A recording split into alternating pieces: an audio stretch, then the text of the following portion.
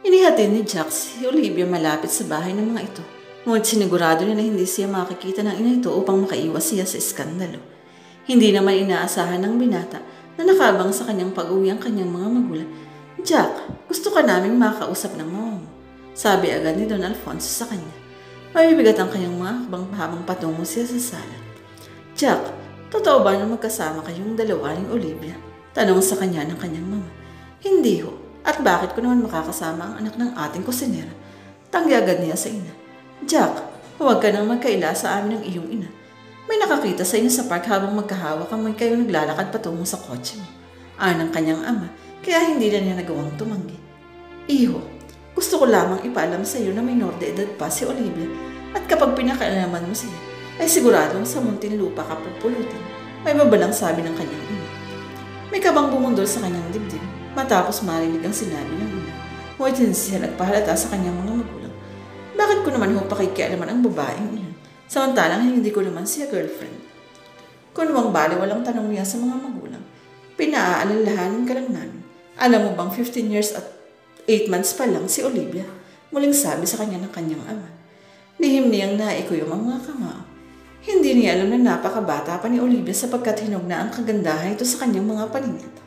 Bukod doon na inaramdaman niya ang init at tamis sa kandungan nito na hindi nagawang ipagkaloob sa kanya ng mga babaeng nagkaroon ng kaugnayan sa kanyang buhay.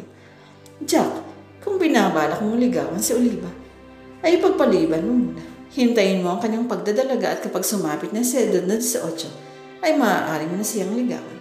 Parang nagpapaliwanag na sabi ni Don Alfonso. Wala siyang masabi dahil huli na ang mga palaalang iyon sa kanya. Anak, hindi naman kami tutol kung si Olivia man ang babaeng minamahal mo. Mabait siyang bata. Mapagmahal na anak, masipag at sa batang-batang edad, ay responsable na sa buhay. Sabi naman ni Doña Susana, Mama, Papa, ipanatag ho ninyo ang inyong kalooban. Hindi ko naman ho nililigawan si Olivia. Nagkataon lang na nagkita kami kanina sa park, hindi naman ho siguro masama kung kakausapin ko siya. Kibit balikat na sabi niya sa mga magulang na kunwang na walang namamagitan sa kanila ng dalaga ay nakala niya na isa ng ganap na dalaga. Mabuti naman kung ganun. Nakakahabag naman si Olivia kung hindi ka namin pagsasabihan dahil sa nabalitaan namin. May sakit ang kanyang ina at siya lang ang tangang inaasahan ng kanyang pamilya. Kaya hindi maganda kung ikaw pa ang lalaking makakasakit sa kanyang damdamin. Makahulog ang wika ng kanyang papa habang matiim itong nakatingin sa kanya. Napansin naman kaagad ni Aling Gunding ang pamumugto ng mga mata ni Olivia nang makita siya ng ina pagkatating niya galing sa kanyang pagbili ng kanilang mga pangangailangan sa bahay.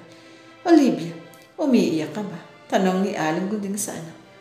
Napaiyak po ako dahil sa napanood kong pelikula sa TV. Sagot ni Olivia sa ina. Hindi ba't sa palengke ka nang galing?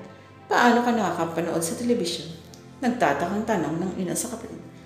Napadaan po ako sa mga nagtitinda ng CD at isang pelikulang kasalukuyang pinanonood ng mga nagtitinda. Nakapanood ho ako dahil natawag ng palabas na iyon ang aking pansin. Pasensya na ho, inay. Paliwanag niya sa inay sabay panghingi ng paumanhin sapagkat na talaga lang siya bago nakauwi. Naiintindihan ko. Kailangan mo rin namang makapaglibang dahil araw-araw ka nagtatrabaho. Isa pa napakarami mong obligasyong tinutupad at lapang lang na kahit paminsan-minsan ay makapamasyal ka naman. Nakakaunawang sabi ng kanyang ina. Maiwan ko muna ho kayo at mabibihis lang ako sandali. Pagkatapos ay magluluto na ako ng ating pagkain. Paalam niya sa ina matapos niyang iutos kay Nelly ang paghihiwa ng mga gulay na ilalako niya sa kanilagang baboy. Nang mapag-isa siya sa silid nilang dalawa ni Nelly, ay muling nagbalik sa kanyang alaala nang namagitan sa kanilang dalawa ni Jack. Pinigil niya ang sarili niya muling mapaiyak dahil ayaw niyang malaman ng kanyang ina na ang malaking problemang gumugol sa kanyang isipan. Kung kanina ay maligaya siya sa kaanumang muli silang magkikita at mamamasyal ni Jack, ngayon naman ay daig pa niyang namatayan, dala ng matinding kalungkutan sa kanyang nararamdaman. Hindi siya mahal ng binata, sapagkat kung mahal siya nito, ay hindi magagawang saktan ni Jack ang kanyang damdamin. Sa naganap sa kanila ay hindi ito nagdadalawang isip na sabihin sa kanya na itatayo nito ang kanyang karangalan at dapat ay pinangakuan man lang siya nito ng kasal. Wala rin siyang nadinig ng mga kataganang pag-ibig buhat sa mga labi nito na matagalan niyang inaasam na marinig. Huminga siya ng malalim upang mapigilan ang muling pagpatak ng kanyang mga luha. Ayaw na niyang umiyak sapagkat nangangamba siya. na mahalata ng kanyang ina ang bigat ng kanyang dinadala. Pagkatapos niyang magpalit ng damit, ay hinarap niya ang pagluluto ng kanilang hapunan na parang walang nangyari. Balisa naman si Jack at hindi siya dalawin ng antok ng gabi niya. Nangangamba siya sa maaaring mangyari kapag nalaman ng kanyang mga magulang ang namagitan sa kanilang dalawa ni Olivia. Gusto tuloy niyang pagsisihan kung bakit pinakaalaman pa niya ang dalaga. Ngunit sa tuwing maaalala niya ang walang katulad na kaligahang ipinagkaloob nito sa kanya, ay parang gusto niyang maulit muli ang naganap na iyon.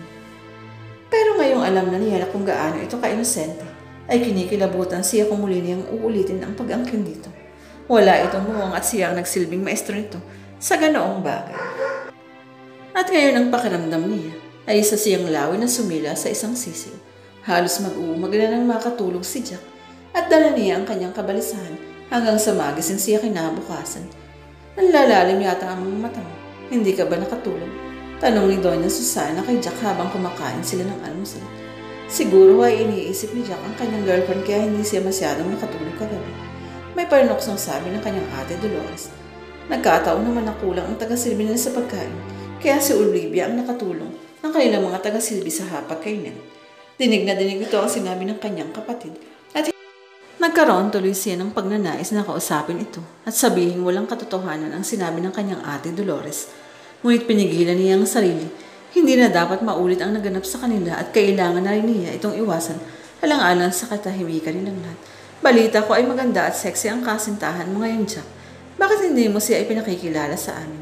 Tanong naman sa kanya ng kanyang ate Anita.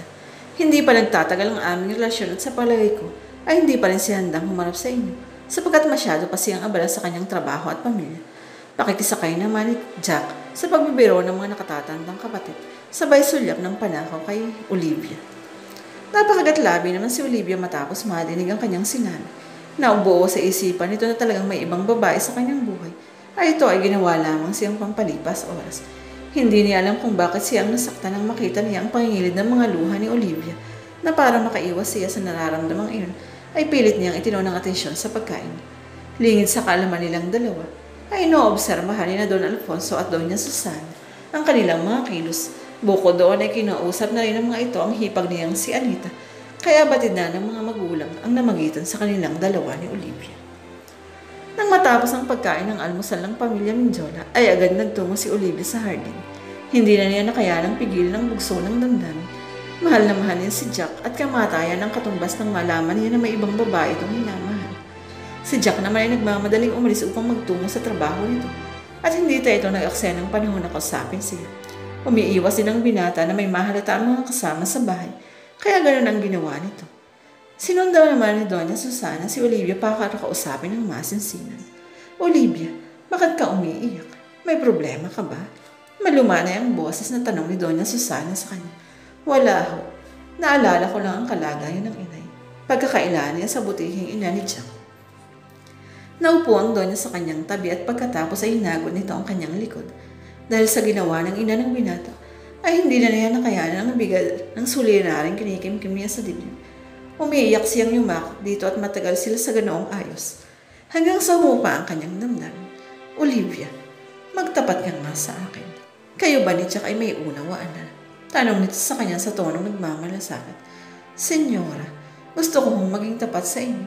Subalit nais ko rin ho na malihim ang anumang ipagtatapat ko. Humihikbing sabi ni Olivia sa amo. Umasa ka na walang makakaalam ng ating pag-uusapan. Pangako nito sa kanya. Ang totoo ay hindi nagtapat ng pag-ibig sa akin si Jack. Basta niyaya niya akong mamasyal at pagkatapos at pareho ang pahiwating niya sa akin ang tungkol sa kanyang damdamin. Na-develop naman ho ang aking paghanga sa kanya at nauwi yun sa pag-ibig hanggang sa may mamagitan ho sa aming dalawa. Nahihiya at na kayo kung pagtatapat niya dito ng buong katotohanan.